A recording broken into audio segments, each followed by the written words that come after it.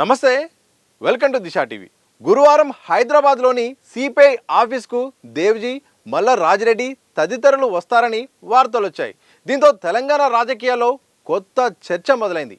ఏ కారణం వల్లనో వారి పర్యటన రద్దయినా చర్చ మాత్రం కొనసాగుతూనే ఉంది. ఫిబ్రవరి నెల చివరిలో తెలంగాణ రాష్ట్ర డీజీపీ శివధర్ రెడ్డి సమక్షంలో లొంగిపోయిన దేవ్జీ వర్గం తాము రాజకీయ జీవితం కొనసాగిస్తామని చట్టబద్ధమైన పద్ధతిలో ప్రజల పక్షాన పోరాడతామని చెప్పారు. వీరి లొంగుబాటు సమయంలో ఆయుధాలు అప్పగించకపోయినా ఆ తర్వాత వీరి వర్గం అంతా సరెండర్ అయినప్పుడు భారీ మొత్తంలో ఆటోమేటిక్ రైఫిళ్లతో సహా పలు ఆయుధాలను పోలీసులకు అప్పగించారు. ఈ క్రమంలో ఒక చర్చ విప్లవాభిమానుల్లో, రాజకీయ పరిశీలకుల్లో, సాధారణ ప్రజల్లో మొదలైంది. అక్టోబర్లో లొంగిపోయిన సోను ఆసన వర్గం ఇప్పుడు లొంగిపోయిన దేవ్జీ వర్గం కలవచ్చు కదా, ఒకే వేదిక ఏర్పాటు చేసుకొని పోరాడొచ్చు కదా అనేది ఈ చర్చ సారాంశం. కొత్త రాజకీయ వేదిక కోసం ఆలోచిస్తున్నామని మీడియాకి ఇచ్చిన ఇంటర్వ్యూలో సోను ఇప్పటికే చాలాసార్లు చెప్పారు. గత వారం రాయ్పూర్ వెళ్ళి ఛత్తీస్గఢ్ అసెంబ్లీ కార్యకలాపాలను పరిశీలించిన ఆసన్న టీం ఈ వారం తెలంగాణకు వచ్చి వెళ్ళింది. వారి 5 రోజుల పర్యటనలో తమ కుటుంబాల సందర్శనతో పాటు వరంగల్ సమీపంలోని బట్టుపల్లిలో అమరుల కుటుంబాలకు పరామర్శ, అలాగే తదితర ఘటనలు కూడా చోటు చేసుకున్నాయి. ఈ సందర్భంగా మీడియాతో మాట్లాడుతూ ఆసన్న తాము చట్టబద్ధంగా పనిచేసే కొత్త దారి కోసం వెతుకుతున్నామని, ఇప్పుడు పార్టీలో అయితే చేరబోమని స్పష్టం చేశారు. తాము తొందర పడదలుచుకోలేదని, 40 ఏళ్లుగా అన్నీ త్యాగం చేసిన తాము ఇక ముందు కూడా ప్రజల కోసమే పనిచేస్తామని వివరించారు. అయితే ఇప్పుడు అసలు ప్రశ్న ఏంటంటే, సోను ఆసన వర్గం లొంగిపోయినప్పుడు వారిపై ద్రోహులు అంటూ ముద్ర వేసిన దేవ్జీ వర్గం ఇప్పుడు తాము కూడా చట్టబద్ధంగా పనిచేస్తామని చెప్పారు. కనుక ఇద్దరి దారుల్లో తేడా ఏముందని విప్లవాభిమానులు, విశ్లేషకులు ప్రశ్నిస్తున్నారు. ఆయుధాలు అప్పగించకపోవడం కూడా ఇప్పుడు సమస్య కాదని, అందరూ చేసింది అదే కదా అంటున్నారు. బయటకు రావడానికి కారణం దీర్ఘకాలిక సాయుధ పోరాట పంతా విఫలమైందని, తాత్కాలిక పోరాట విరమణే తక్షణ మార్గమని సోను వర్గం చెప్పి లొంగుబాట పట్టిందని, దేవ్జీ, మల్ల రాజిరెడ్డి, చంద్రన్న, సుహేతక్క మాత్రం వీళ్ళు మాత్రం అనారోగ్యం, వృద్ధాప్యం అంటూ ఇతర కారణాలు చెప్పారని గుర్తు చేస్తున్నారు. కానీ భవిష్యత్తు కార్యాచరణకు సంబంధించిన మార్గం మాత్రం ఇద్దరు చట్టబద్ధ పోరాటమే చేస్తామని ప్రకటించారని అంటున్నారు. ఇక భవిష్యత్తు కార్యాచరణపై ఇద్దరి మధ్య పెద్దగా తేడా లేనప్పుడు రెండు వర్గాలు ఏకమైతే బలమైన ఒక వేదిక తయారవుతుందని విశ్లేషకులు అభిప్రాయపడుతున్నారు. ఒక్క ఛత్తీస్గఢ్లోనే ఇప్పటి వరకు 1300 మంది వరకు మావోయిస్టులు లొంగిపోయినట్టు నివేదికలు తెలుపుతున్నాయని, తెలంగాణతో సహా ఇతర రాష్ట్రాల్లో లొంగిపోయిన జైళ్లలో ఉన్న వారి సంఖ్య కలిపితే ఇది 2000కు పైగా కావచ్చని అంటున్నారు.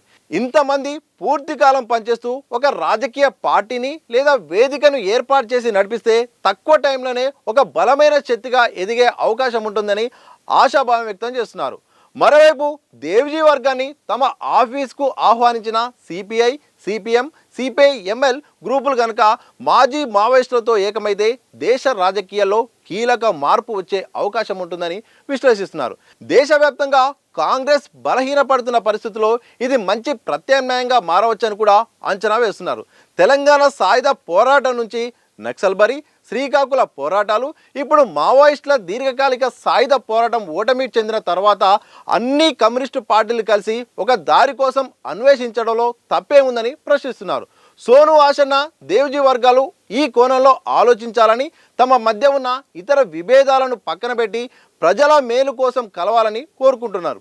మరి ఈ కోరిక నిజమవుతుందా, లేకపోతే ఎవరి వర్గం వారిగా మరి వాళ్ళ ఆలోచనలు ఉంటాయనేది మాత్రం ఒక సస్పెన్స్గా మారింది. ఏదేమైనప్పటికీ ఆపరేషన్ కగార్లో భాగంగా అయితే మాత్రం అగ్రనేతలు చాలామంది అయితే మాత్రం ఈ మధ్యలో లొంగిపోయారు. లొంగిపోయిన వారందరూ కూడా తప్పకుండా మేము ప్రజా జీవితంలో కొనసాగుతాము, ప్రజల కోసం పోరాడతాము, కానీ ఏ విధంగా పోరాడతాము, ఏ రకంగా వెళ్తాము అనేది మాత్రం త్వరలో చెప్తామని కూడా ఆసన్న వర్గం చెప్తుంది, సోను వర్గం చెప్తుంది, దేవ్జీ వర్గం చెప్తుంది. మిగతా అగ్రనేతలు కూడా పక్క రాష్ట్రంలో ఎవరైతే ఉన్నారో వాళ్ళు కూడా ఒకటే మాట చెప్తున్నారు. కానీ ఒకే వేదిక మీద వస్తే బాగుంటుందని కూడా చాలామంది అయితే కోరుకుంటున్నారు. అది సాధ్యమా లేదనేదే ఇప్పుడు $1 మిలియన్ ప్రశ్న. ఎందుకంటే కమ్యూనిస్టు పార్టీలే ముక్కలుగా విభేదాల కారణంగా విడిపోయి ఉన్నది. అందరూ ఒక్క జెండా కింద రావాలని కొంతకాలంగా డిమాండ్ ఉన్నప్పటికీ కూడా ఎంతసేపు ప్రకటనల వరకే పరిమితం అవుతుంది తప్ప అది సాధ్యం కావట్లేదు. అయితే అందరూ కలిస్తే బాగుంటుంది. ఒకవైపు కాంగ్రెస్ కూడా బీజేపీపై పోరాటం చేయడంలోనూ రాజకీయంగా విజయం సాధించడంలోనూ వెనుకబడుతుంది. ఇదే సరైన సమయము.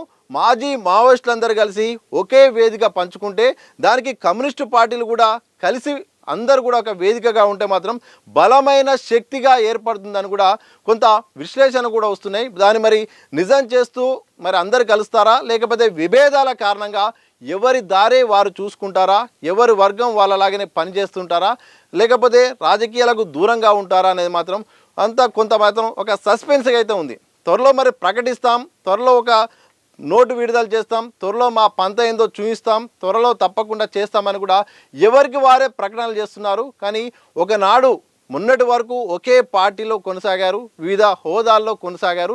కొన్ని కారణాల వల్ల ఆశన్న అలాగే సోను టీము నేరుగా లొంగిపోవడం, అలాగే అనారోగ్య కారణాల వల్ల మల్ల రాజిరెడ్డి గారు అయితేంది, దేవిజీ అయితేంది, దామోదర్ అయితేంది మాత్రం వాళ్ళు లొంగిపోవడం, కారణాలు వేరైనప్పటికీ కూడా లొంగుబాటు జరిగింది. అందరూ కూడా ఒకే ప్రకటన చేస్తున్నారు, తప్పకుండా ప్రజాపంతాలో ప్రజాస్వామ్యయుతంగా పోరాడతామని చెప్తున్నారు. మరి అందరూ ఒకే కదా పోరాడితే మాత్రం బాగుంటుంది. విడిపోవడం వల్ల కూడా కొత్త చర్చ వస్తుంది, అలాగే ఒక క్లారిటీ ఉండదు, జనాల్లో కూడా కన్ఫ్యూజన్ ఉంటుంది అనే ఒక ప్రశ్న అయితే ఉంది.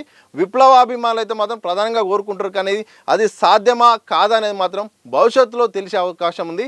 ఏదేమైనప్పటికీ కూడా మావోయిస్టు పార్టీలో కీలకంగా మారి లొంగిపోయిన చాలామంది అయితే మాత్రం తమ పంత రాజకీయ విధానాన్ని ప్రజాస్వామ్యయుతంగా పోరాడతామని చెప్తున్నారు. మరి అది ఏ రకంగా ఉండబోతుందనే ఒక క్వశ్చన్ ఉంటే, ఇదే సందర్భంలో అందరూ కూడా కలిసి పోరాడాలి, అందరూ ఒకే వేదిక అయితే మాత్రం బాగుంటుంది. ఒకవైపు కేంద్ర రాష్ట్ర విధానాలపై కూడా ఒక స్పష్టమైన ఒక ప్రకటన చేసి పోరాటాలు చేస్తే ఇంకా ఎంతో ప్రజలకు మేలు జరుగుతుందని కూడా మరొక రకమైన చర్చ జరుగుతుంది. మరి ఇందులో ఏది సాధ్యమవుతుంది, ఏది నిజమవుతుందని మాత్రం భవిష్యత్తులో మాజీ మావోయిస్టులు తీసుకునే నిర్ణయాన్ని బట్టి ఆధారపడి ఉంటుంది.